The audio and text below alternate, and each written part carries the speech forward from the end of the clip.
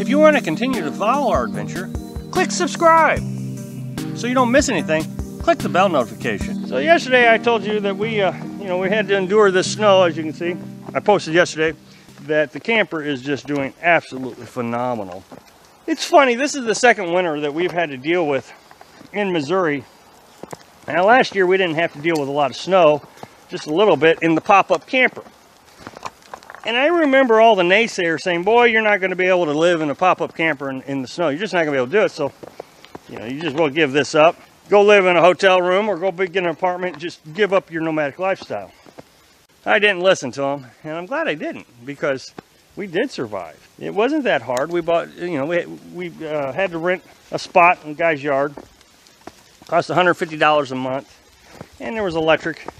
So we had a ceramic heater, we had a propane heater, and we put blankets around the inside walls.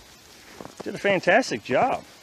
I remember before we started this lifestyle, I told the landlord, gave him our 30-day notice, and we were going to leave. He said, what are you going to do? Where are you going?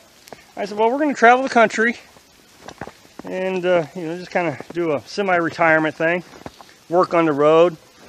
He says, you buying a camper? And I said, well, we got that pop-up. He said, no, you're not going to be able to do that. I wish I could see him again, because I'd sure like to show him that we did. So this year, we found out that we were going to have to stay in Missouri in the winter again. Sure enough, all the naysayers came out. Pretty heavy. Of course, this time, the screaming was a little bit louder than it was last time, but there again, the channel is much bigger than it was last year also. There was a lot of people that kept saying that we are not going to be able to do this. You cannot survive the winter in a camper. Okay, this is important. If you're going to be a nomad, and this is a nomadic channel, and my channel is primarily, I feel like, an educational channel. I don't get into sightseeing too much. I don't talk about sightseeing. I figure if you're going to come out here, you're going to see the sights. So why should I spoil the fun for you? So I want to show you the good, the bad, and the ugly of the lifestyle. Well, the bad and the ugly is you may not be able to go where you want to go when you're living this lifestyle. I mean, I keep telling everybody I wanted to be in Florida or Texas or Arizona or someplace warm. But no, again, I'm in Missouri. Now, for some reason, people seem to think that I'm the only one in the world that this is going to happen to. That when they come out here, their plans are going to be flawless. And every time I say that, somebody in the comments will say, well, this is just unique. You're going to get back to being a nomad.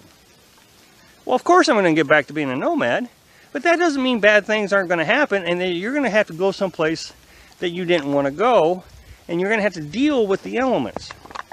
I beg you not to convince yourself that you're always going to be in the south or the warm climates in the winter and in the cooler environments in the summer.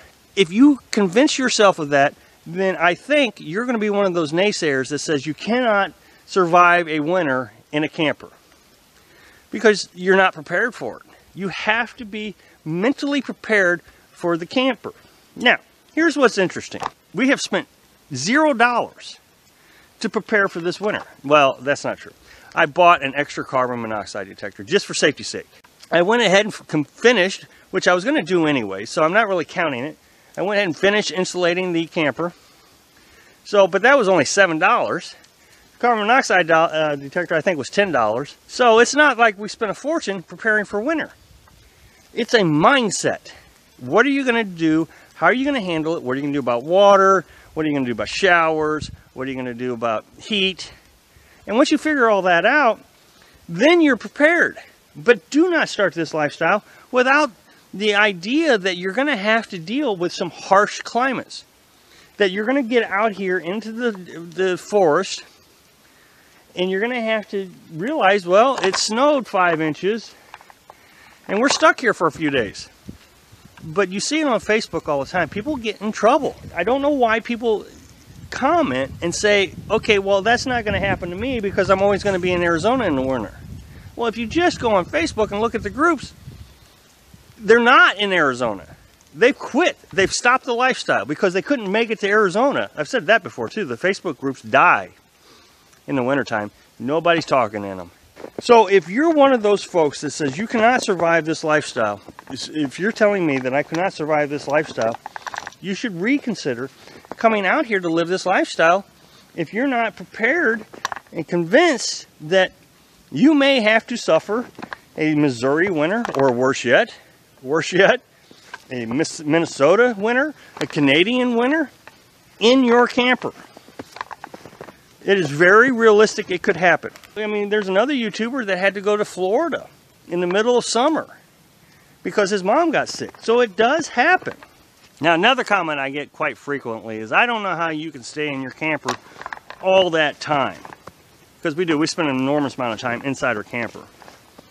Well, there again, if you can't see yourself staying in your camper for endless days, just the other day, I said the same thing, that, you know, we spend an enormous amount of time inside our camper. Someone said that he is in Arizona, he or she, I can't remember, is in Arizona, and there's been a windstorm for several days, and he's been stuck inside of his camper because if you go outside, it's like shards of glass hitting you in the face. So it's not just having to deal with winter, which I agree with. When we were in Virginia in the pop-up, we were in the Smoky Mountains last year, and it rained the entire summer.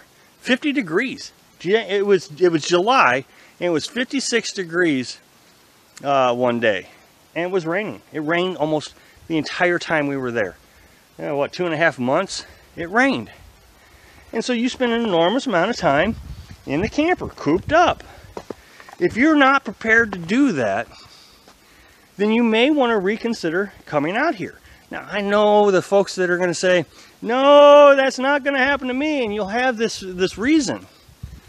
But those are the folks that I'm trying to talk to, is the ones that are prepared to say, no, that's not going to happen to me, because, yeah, that's probably going to happen to you.